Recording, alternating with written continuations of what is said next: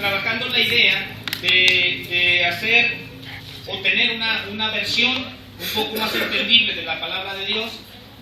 Por ejemplo, todos usamos la versión 60 y decíamos el domingo pasado que teníamos algunas palabras que es un poco complicado de entender.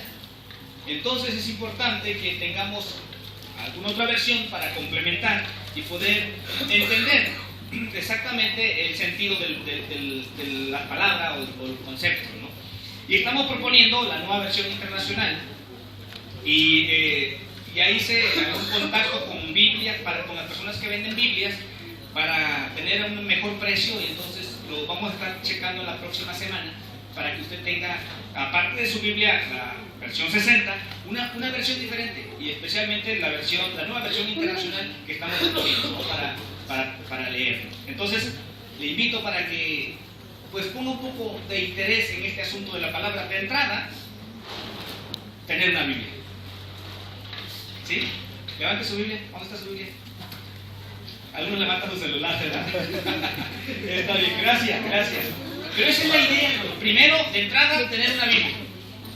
O sea, eso es un avance, ¿no? Tenerla en casa, o sea, comprarla, pues. Y traerla es otro avance también, porque la puede usted tener en casa y ahí está bien, pero el traerla, ese es un gran avance también. Gracias a Dios por los hermanos que ponen aquí ¿cómo se dice? El texto. Está bien, pero no se confíe en eso, porque por vez falla esa tecnología. Falla la tecnología. Y entonces, ese va a ser un problema. Por eso traiga su Biblia, para que usted esté bien seguro o tenga mucha seguridad acerca de lo que va a leer, ¿no? Entonces, esa es la idea. Traiga su Biblia. Pero no solamente traerla, sino ahora también, ¿qué cosa?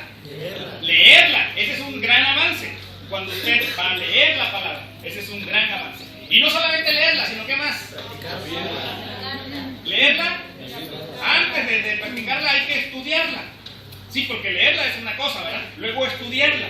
Y luego, antes de ponerla en práctica, reflexionarla. Meditarla, que tiene que ver con reflexionar, con pensar en ella. Y ahora sí, aplicarla. ¿Se da cuenta de esa manera, de ese proceso de la palabra? Por eso, hermanos, les invito a que tengamos en cuenta este aspecto muy importante de la Biblia. Por eso hoy, ¿cómo ser bendecidos con la palabra de Dios? Segunda parte, escuchamos el domingo pasado. ¿Cómo ser bendecidos con la palabra de Dios? La primera parte. Mis amados, seguramente usted no ha experimentado o ha experimentado muchas bendiciones, pero hay otras que están ahí, quizás que no la ha descubierto usted.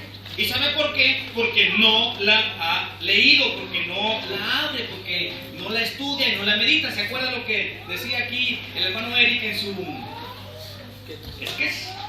¿Se da cuenta? Por eso es importante, mis amados. Miren, se dice que si leemos la Biblia, 2 semanas después usted puede recordar el 10%. Si usted lee la Biblia, usted 2 semanas después recordará el 10%. Y si usted la oye también, usted va a recordar ya el 20%. O sea, no solamente leerla, sino ahora escucharla. En un sermón, por ejemplo, usted recordará el 20% de lo que escucha. Pero mire, si usted la mira, la ve, tiene imágenes, y ahorita está presente aquí la imagen, ¿para qué? Para que usted tome su anotación. Se lleva por lo menos el título del sermón, las divisiones principales o las enseñanzas que hoy aprendimos. Cuando usted lee, oye y ahora ve, el 30% usted va a recordar 2 semanas después. No solamente eso, si usted oye y ve la palabra, ve la imagen y escribe, toma notas, usted recordará el 50%. Ahora, si usted comparte eso que ya escuchó, que vio, que anotó y lo comparte, usted va a recordar el 70%. Pero ahora, si usted lo que lee, lo que oye, lo que escribe, lo comparte y ahora lo lleva a la práctica, usted recordará el 90%. ¿Se da cuenta? ¿Se da cuenta de esto? Prácticamente todo lo que usted escucha, todo lo que usted lee, lo que usted ve, lo que escribe y lo lleva a la usted lo va a estar recordando siempre. Esa es la idea de la palabra de Dios. Por eso, mis amados, debemos poner mucha atención a lo que hoy estamos escuchando. ¿Y qué va a leer en la semana? ¿Qué va a estudiar? Hay mucha actividad. Hay mucha alternativa. La Iglesia Verdad y Vida ofrece alternativa para usted, para su crecimiento espiritual. El sermón, el mensaje de los domingos, los estudios en grupos pequeños, en células durante la semana, el discipulado. Hay muchas opciones. La idea es que usted ya no siga siendo un bebé espiritual, sino siga creciendo en la palabra de Dios. Por eso, la primera enseñanza de cómo ser bendecidos con la palabra de Dios en esta segunda parte es esta: poniéndola como fundamento para todo lo que hagas. Mire lo que dice el texto en Mateo 7:24. Mateo 7:24. ¿Cómo dice la palabra de Dios?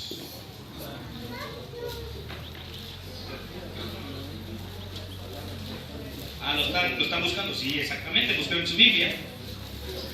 Mire cómo dice la Nueva Versión Internacional. Mateo 7:24. Mire cómo dice, aquí lo puede usted leer conmigo. Dice: por tanto, todo el que me oye estas palabras y las pone en práctica es como un hombre prudente que construyó su casa sobre la roca. ¿Cuál es la idea? La idea es que la Biblia, la palabra de Dios, lo ponga como su fundamento de su vida. Es decir, debe ser la autoridad, pues. Debe ser su guía. Debe ser su vida, la Biblia, la palabra de Dios. Debe ser la brújula en la que usted pone su confianza y su guía. El consejo que usted debe escuchar para tomar decisiones está en la palabra de Dios. La Biblia debe ser la primera y la última palabra en tu vida, en mi vida. Muchos de nuestros problemas ocurren, mis amados, porque fundamentamos nuestras decisiones basadas en los factores de autoridad no confiable.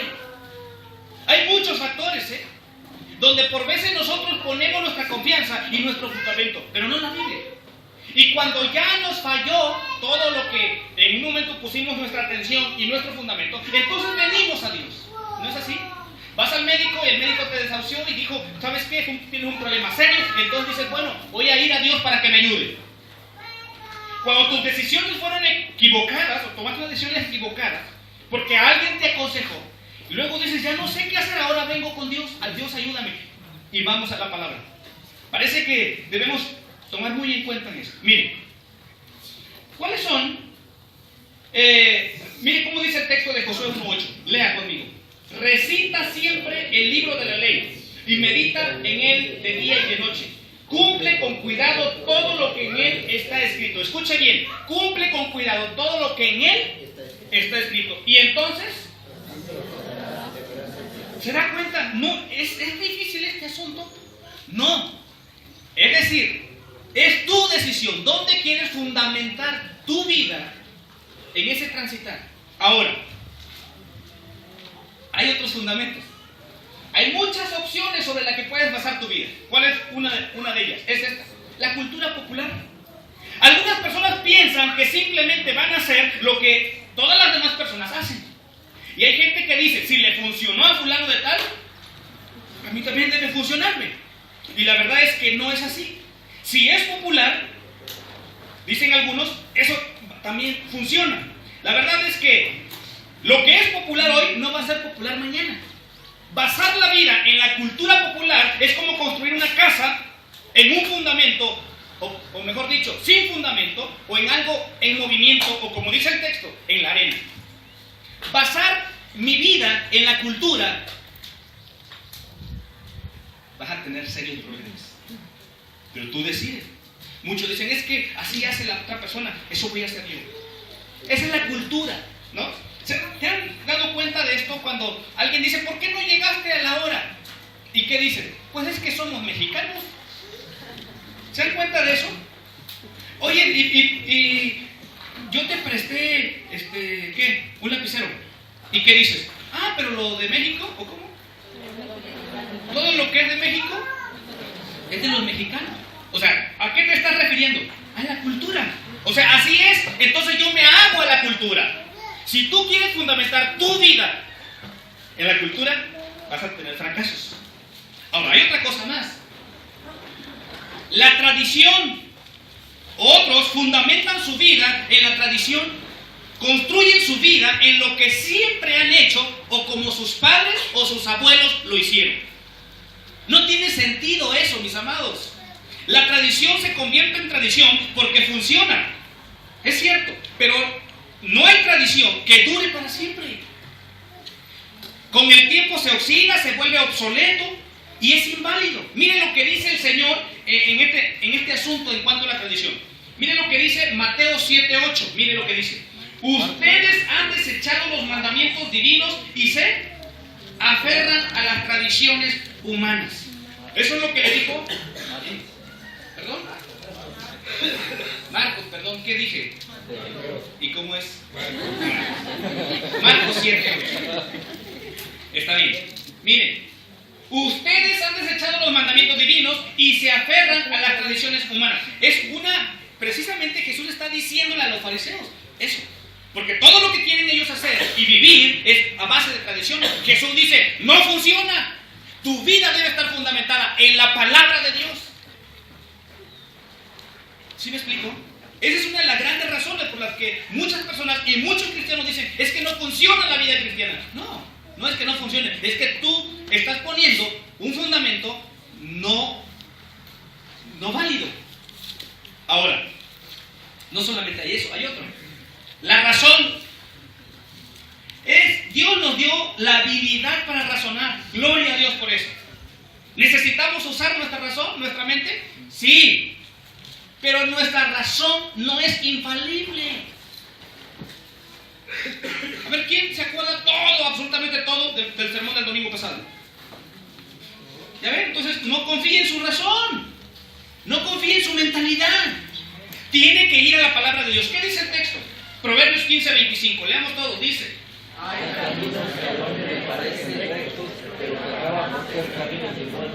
¿qué significa?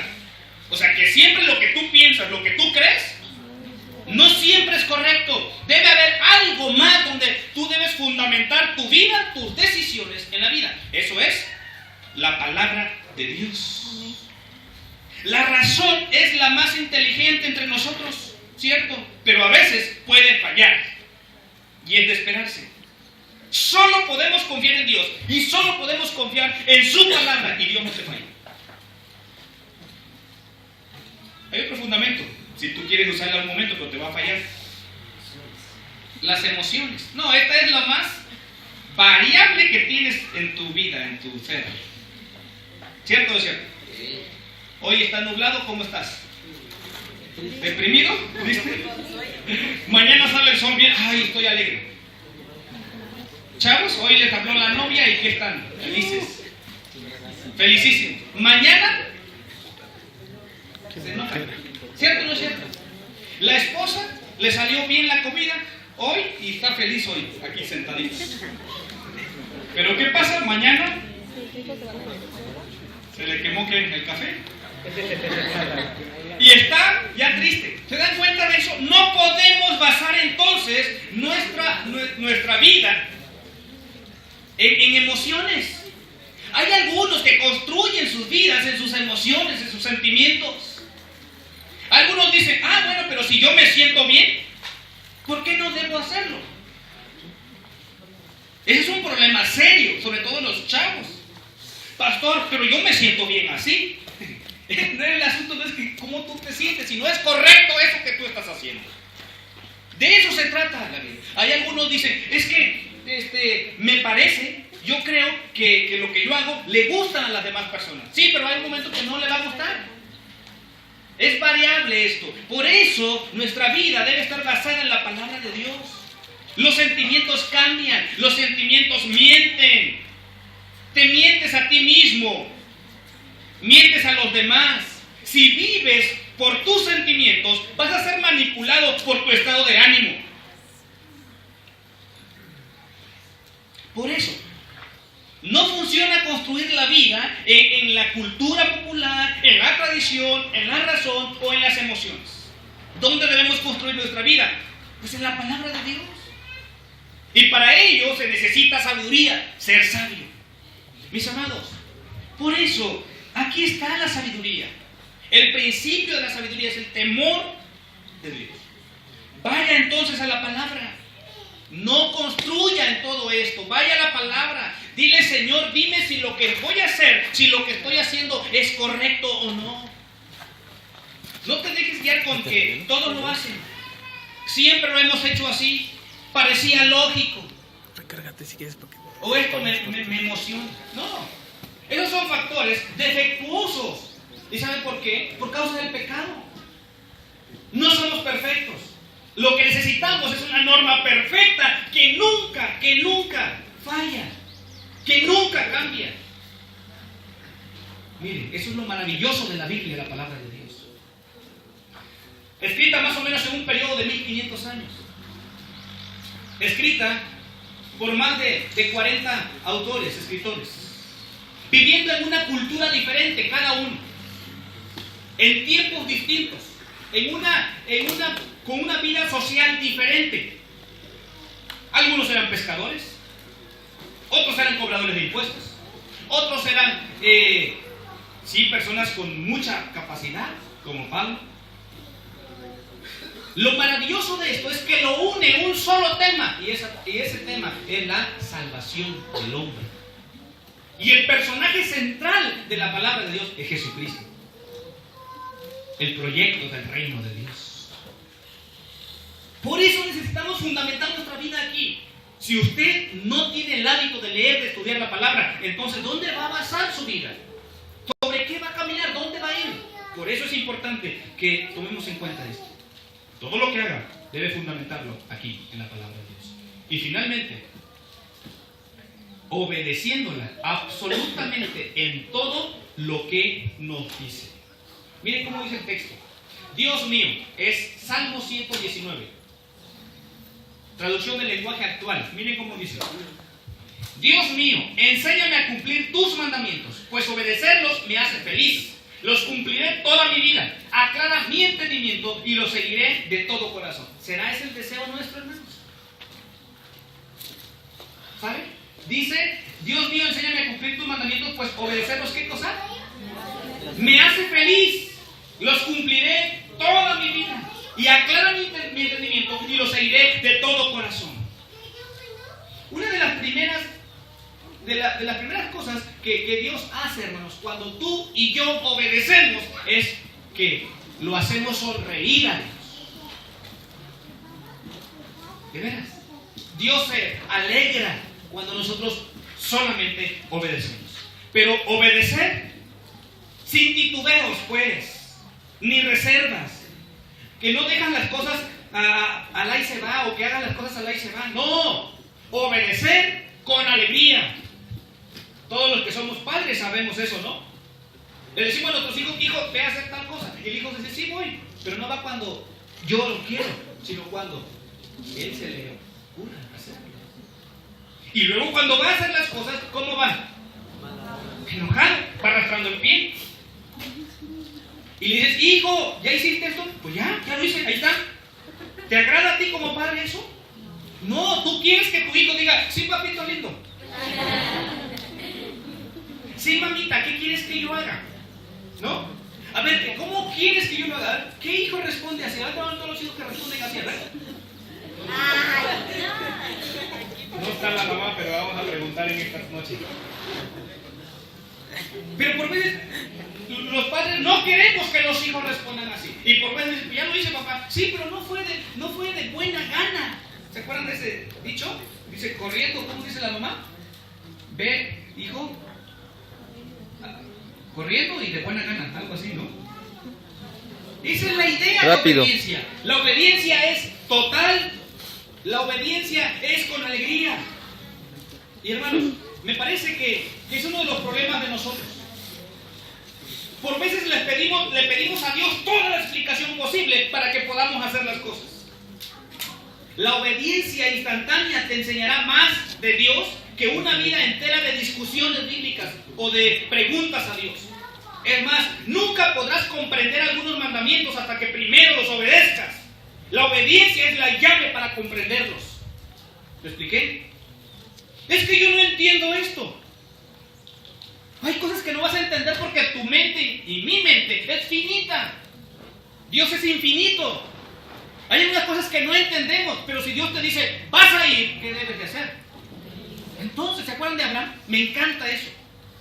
Le dice Dios a Abraham, ¿sabes qué? Vete a la tierra que yo te voy a mostrar. Y nunca vemos a Abraham diciendo, a ver, Señor, dame un mapa. Dime por dónde.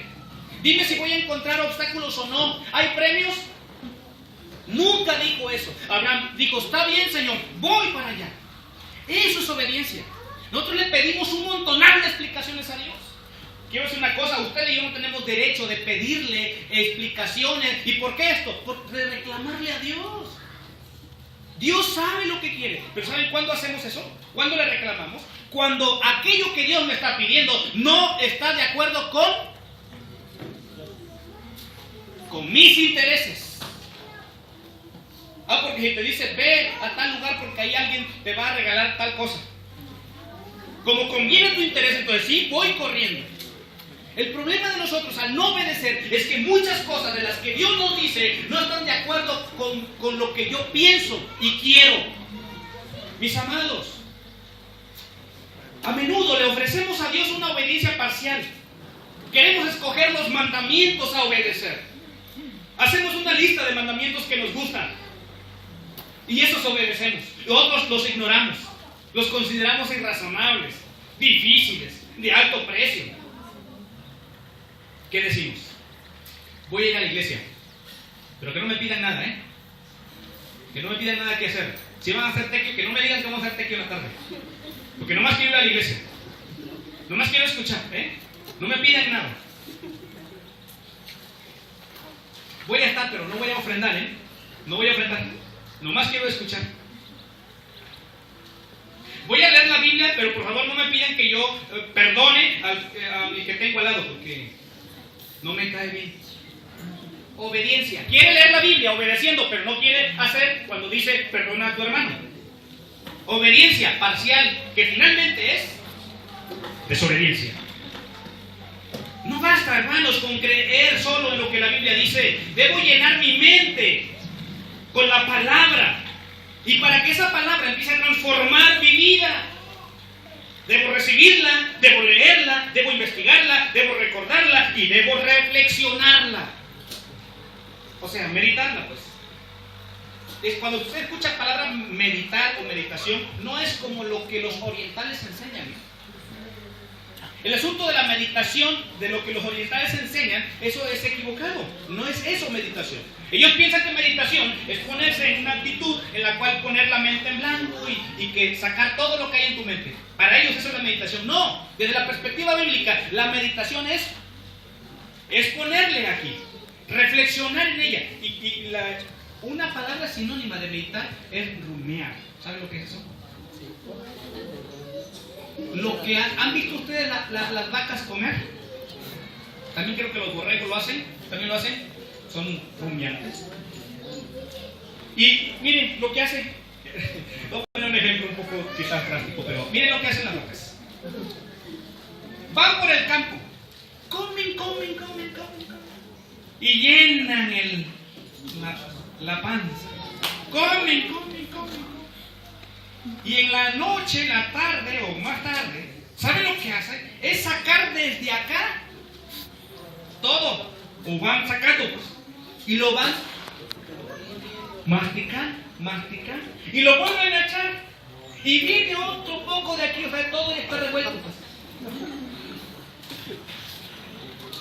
Así, y empieza, hasta que finalmente, pues hacen todo ese proceso. Es la idea de poder meter en la palabra en mi mente, en mi corazón. ¿Cuándo? En la mañana. En la mañana. Y en el día, ¿qué vas a hacer? A rumiarlo, a pensarlo, a reflexionar. Leí en la mañana esto. ¿Qué quiere decir? ¿Cómo me ayuda en este problema? ¿Sabes qué? Ese es el asunto. Ese es el problema, hermanos. Que cuando tenemos alguna situación y enfrentamos una situación, ¿qué palabra viene a la mente si no le has metido nada? Por eso tus malos pensamientos, Por eso tu negatividad, por eso tu pesimismo. La palabra dice, esfuérzate y sé valiente.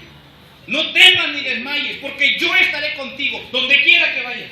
Pero si ese texto de la palabra no está aquí, te enfrentas con un problema, con una situación, ¿qué recuerdas? Ah, pero sí recuerdas que América con Chivas quedaron en... Eso sí lo recuerdas. ¿Saben? Eso es mentira. A ver, perdónenme, voy a hacer algo. Perdónenme, antes. Yo he escuchado personas que dicen, ay hermano, es que a mí me falla la memoria.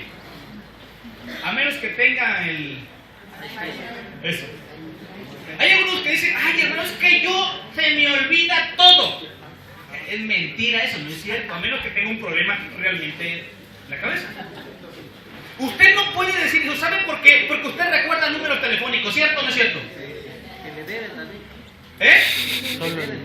Usted también recuerda que le deben. Usted también recuerda que su esposo Hizo tal cosa. hace 15 años, cuando se casaron, le prometió una casa y no le ha dado. Usted lo recuerda. Usted recuerda muchas cosas. Mi pregunta es, ¿por qué no recuerda un texto de la palabra? ¿Sabe por qué? Porque a lo que le ponemos interés, eso sí lo recordamos. Y lo que no nos interesa, no lo recordamos. ¿Cierto o no es cierto? Lo que no te interesa, no lo recuerdas nunca. Pero lo que sí te interesa, eso sí lo recuerdas. ¿Es difícil memorizar un texto bíblico cada día o un versículo, mejor dicho? ¿Todos los días? ¿Es difícil? Imagínense en un año cuántos versículos tienen en su mente. ¿Cuánto? ¿Se imagina? Ok, entonces dejémonos en uno por semana, pues.